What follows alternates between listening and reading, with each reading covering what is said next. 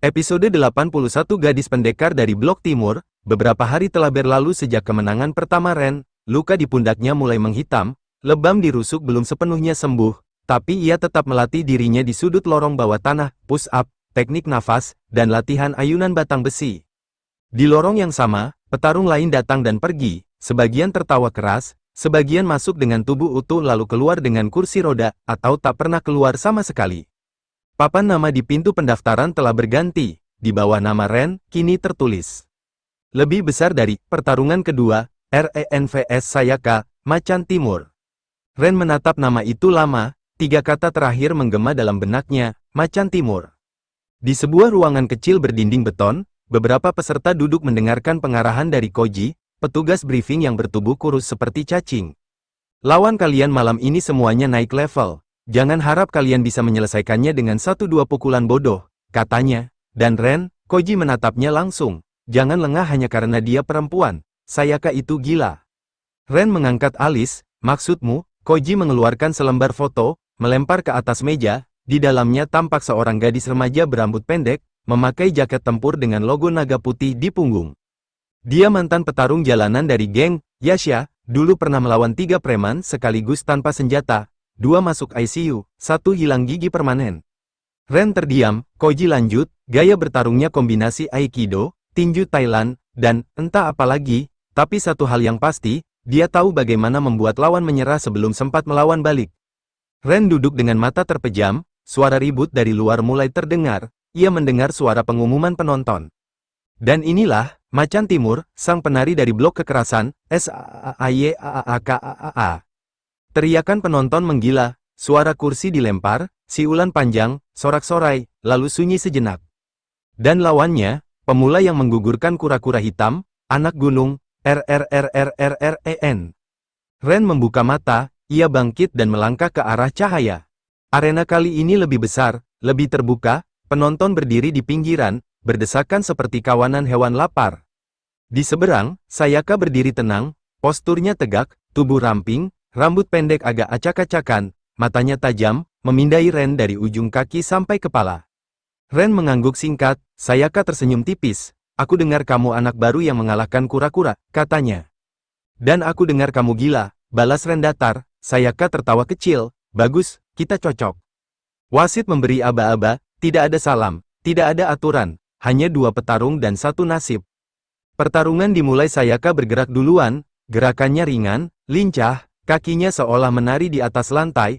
Pukulan pertama mengarah ke pelipis Ren, ia menghindar setengah detik lebih lambat, pukulan itu menyentuh pipinya dan membuatnya kehilangan keseimbangan. Ia mundur 2 langkah, Sayaka tidak memberi ampun, siku kirinya menghantam rusuk kanan Ren. Dek, Ren menahan napas, sakitnya tajam, Sayaka berputar, mencoba sapuan kaki, Ren melompat mundur, nyaris terjatuh. Ayo, petarung gunung, aku baru mulai pemanasan, ejek Sayaka.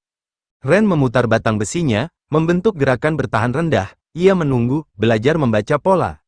Sayaka kembali menyerang, kali ini lebih liar, 3 pukulan, 2 tendangan, semua cepat, tapi di mata Ren, ia mulai mengenali celah. Di momen keempat, Ren menunduk, mengelak 1 pukulan, lalu menyodok batang besi ke arah lutut Sayaka. Sayaka terpental. Penonton berteriak, tak percaya, ada celah dalam tarian maut Sayaka. Sayaka bangkit cepat, senyumnya lebih lebar, makin menarik. Ren mengusap darah dari bibirnya, kau cepat, tapi tidak sempurna. Coba buktikan. Pertarungan meningkat, keduanya kini saling menyerang. Serangan demi serangan, tendangan Sayaka yang mengarah ke kepala dibalas oleh tusukan batang besi ke arah dada, dan bantingan bahu Ren ke tubuh ringan Sayaka mendorongnya mundur. Sayaka sempat meringis, ia mengatur napas, kau bukan anak gunung biasa, siapa gurumu? Ren tidak menjawab. Ia hanya menatap dengan penuh konsentrasi. Dalam satu momen krusial, Sayaka mencoba pukulan belakang, tapi Ren memutar tubuhnya ke samping, mengunci siku Sayaka dengan batang besi, dan menjatuhkannya dengan teknik bantingan sederhana. Lantai bergemuruh saat tubuh Sayaka menghantam keras. Wasit mulai menghitung, penonton terdiam sesaat. Sayaka menggeliat, tapi tidak bangun. 6, Ren menatapnya, jantungnya masih berdetak cepat. 8, Sayaka mencoba bangun, tapi tubuhnya bergetar. 10, tamat, pertarungan selesai, Ren berdiri di tengah arena, terengah-engah, Sayaka duduk bersandar di dinding arena, Napas berat tapi tersenyum, ia mengangkat jempol pelan ke arah Ren. Dunia ini, mungkin butuh orang sepertimu. Ren hanya mengangguk kecil, lalu berbalik pergi. Kemenangan kedua telah Ren genggam, tapi bukan hanya kemenangan yang ia dapat. Ia baru saja menarik perhatian seseorang, yang akan mengubah alur hidupnya. Episode 82 Ajakan Sayaka dan Pintu ke Dunia yang Lebih Dalam. 3 hari berlalu sejak pertarungan brutal antara Ren dan Sayaka. Meski tubuhnya masih penuh lebam, Ren tak berhenti berlatih. Ia tahu, kemenangan hanyalah tiket masuk ke dalam jurang yang lebih gelap. Tapi hari ini, dia tak tahu bahwa langkahnya akan membawanya bukan ke arena berikutnya, melainkan ke balik layar dari dunia pertarungan ilegal yang lebih kejam dan lebih berbahaya. Ren duduk sendiri di tangga beton belakang ruang peristirahatan, tangannya terbalut kain kotor, batang besi setia tergeletak di sampingnya, keringat masih menetes meski hari telah larut. Tiba-tiba, terdengar langkah ringan di belakangnya. Kau makin kuat, tapi masih terlalu serius untuk anak berumur 17. Ren menoleh, Sayaka berdiri di sana, mengenakan hoodie gelap dan celana sobek, wajahnya ada luka memar di pipi, tapi senyumnya seperti biasa, tenang, dan sedikit menggoda. Apa yang kau mau? Tanya Ren. Sayaka duduk di sampingnya tanpa izin. Aku bawa tawaran, bukan pertarungan, tapi jalan keluar dari dunia kotor ini, menuju dunia yang jauh lebih gelap.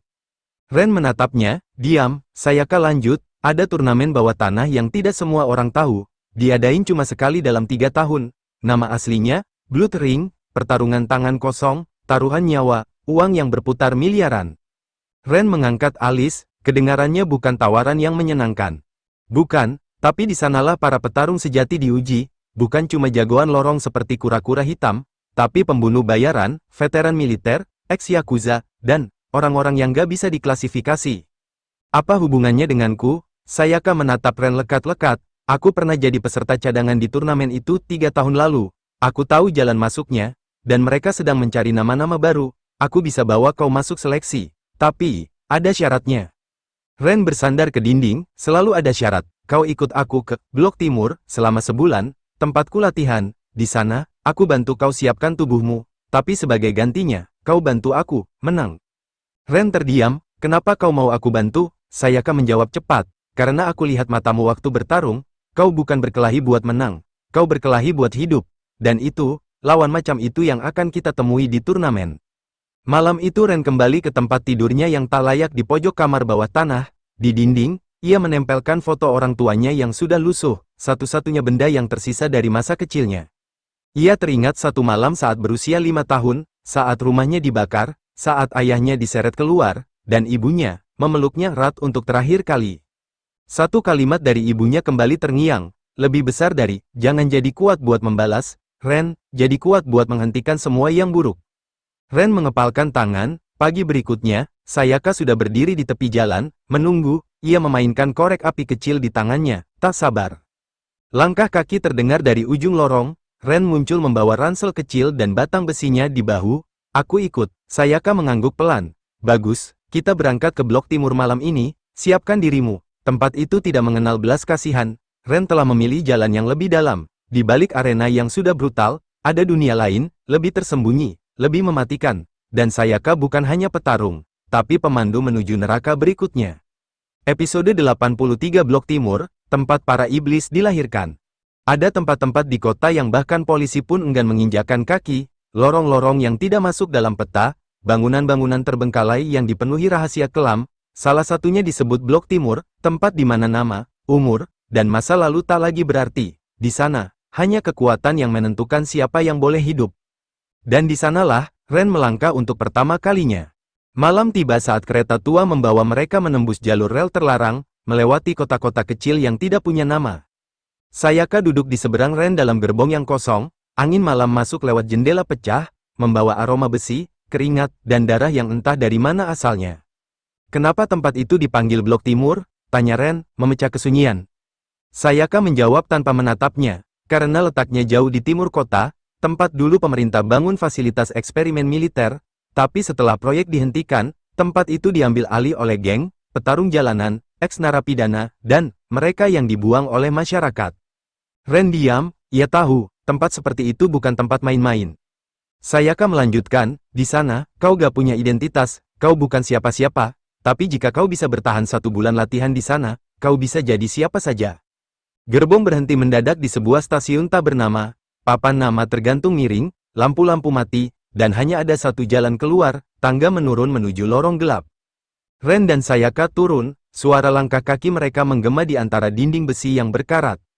Mereka keluar ke permukaan, apa yang tampak di depan membuat Ren terdiam sejenak. Sebuah kompleks bangunan tua berdiri kokoh, jendela-jendela retak, dinding penuh coretan dan bekas peluru, tapi di dalamnya ada kehidupan. Api unggun menyala, suara orang berlatih terdengar, dan di kejauhan, suara seseorang berteriak karena kesakitan. "Selamat datang di Blok Timur," ujar Sayaka, "tempat di mana kita buang kelemahan, dan ambil nyawa musuh tanpa ragu." Mereka tiba di aula utama, di sana berdiri seorang pria bertubuh besar, bertato dari leher ke pergelangan tangan, matanya tajam seperti elang, ia sedang memukul samsak sampai kulit tangannya berdarah. Sayaka memberi isyarat, "Dia Ryuga, mantan pelatih militer dan pemilik tempat ini, kalau kau bisa membuatnya bicara lebih dari 10 kata dalam sehari, berarti dia menghargaimu." Ren menatap Ryuga, pria itu hanya mengangguk pelan, kemudian berkata satu kalimat pendek, tanpa ekspresi. "Badanmu belum siap." Ren mengepalkan tangan. Ryuga memberi isyarat, 10 putaran tangga, lalu 100 push-up, tanpa jeda. Kalau episode 84 pendengar niat membunuh, di Blok Timur, kekuatan otot adalah satu hal. Tapi bertahan hidup adalah soal kendali diri. Ren akan belajar bahwa niat untuk membunuh bisa menjadi kelemahan, bukan kekuatan, dan lawannya kali ini, tidak butuh mata untuk melihat.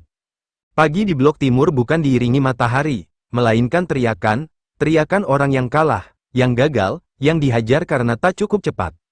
Ren terbangun dari lantai dingin, tubuhnya masih sakit dari latihan kemarin, tapi belum sempat ia berdiri, Ryuga muncul. "Latihanmu hari ini bukan fisik," katanya singkat. Ren hanya mengangguk, tubuhnya masih setengah kaku. Ryuga memberi isyarat, dari balik bayangan pilar, muncul seorang pria tua dengan kepala botak dan mata tertutup kain hitam, langkahnya ringan, hampir seperti menari, tapi tubuhnya penuh luka lama dan bekas bakar. Sayaka mendekat dan berbisik ke Ren, "Itu Gou, ex-algojo dari dunia lama, dia buta sejak umur 20, tapi dia bisa mendengar niat membunuh, jangan bohong dengan gerakanmu, dia akan tahu sebelum kau bergerak." Ren menatap Gou yang kini berdiri tenang di tengah ruangan. "Latihan ini sederhana," kata Ryuga, "kau harus menyentuh bahunya, satu kali saja, tanpa niat membunuh." Ren mendekat, menunduk sedikit, Gou berdiri diam, seperti patung. "Mulai," kata Ryuga. Ren melangkah pelan, ia pikir ini mudah. Tapi saat tangan kanannya hendak bergerak, Gou berpindah. Satu sentuhan kecil ke dada Ren membuatnya kehilangan keseimbangan. "Ren terjatuh, ulangi," kata Ryuga. Ren mencoba lagi. Ia menahan napas, mencoba mendekat dari sisi kiri. Tapi begitu ia melangkah 2 kali, tangan Gou bergerak cepat, menghantam pundaknya, sakitnya seperti pukulan palu. "Ulangi," kata Ryuga. Setelah 6 kali percobaan, Ren sudah ngos-ngosan, kepalanya berdarah karena terbentur lantai. Ia berdiri goyah, tangan gemetar. "Dia gak bisa lihat, tapi bisa baca diriku," gumam Ren, pelan. Sayaka menatapnya, "Kau masih ingin menang, itu yang membuatmu kalah." Ren terdiam, "Apa kau sadar?" lanjut Sayaka, "setiap kali kau bergerak, kau berpikir tentang menang, tentang mengalahkannya. Tapi latihan ini bukan tentang ego, ini tentang kendali."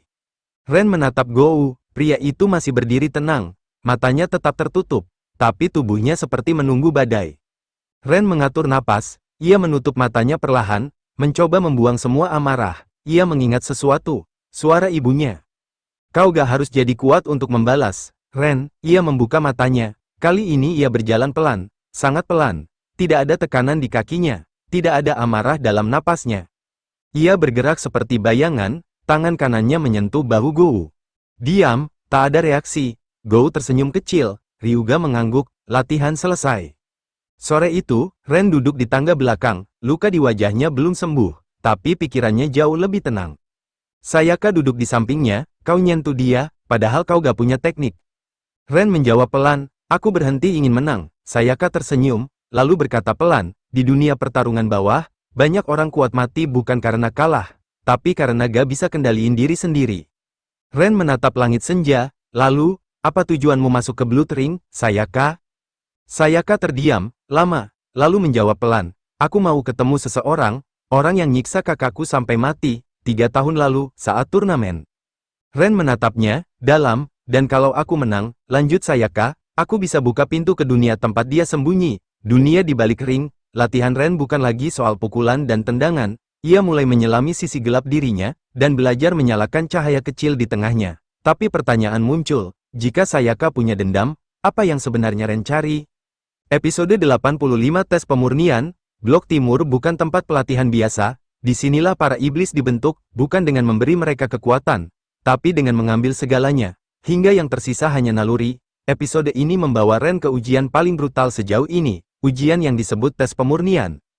Dalam kegelapan, tanpa suara, tanpa aturan, tanpa belas kasihan, hanya ada dua pilihan, bertahan, atau dimurnikan. Pukul 10 malam, Ren, Sayaka, dan 10 petarung lainnya dikumpulkan di aula bawah tanah. Lorong menuju tempat itu sempit dan menurun, seperti jalan menuju ruang bawah tanah penjara. Ryuga berdiri di depan pintu baja besar. Tes pemurnian, tradisi Blok Timur. Siapa yang keluar hidup-hidup dari ruangan ini selama 12 jam, boleh lanjut ke tahapan berikutnya. Siapa yang jatuh, tidak akan kami bantu. Salah satu petarung, pria besar bernama Hyojin, tertawa. Jadi ini seperti survival game, cocok, aku lapar daging manusia. Sayaka mencibir, banyak yang sombong sebelum masuk. Ren menatap pintu baja, ragu. Ren, suara Ryuga memanggil. Ia menoleh, kau belum siap. Ren menggertakkan gigi, aku akan bertahan. Ryuga menatapnya dalam, lalu membuka pintu. Di baliknya ruangan besar tanpa jendela, tanpa cahaya, gelap total.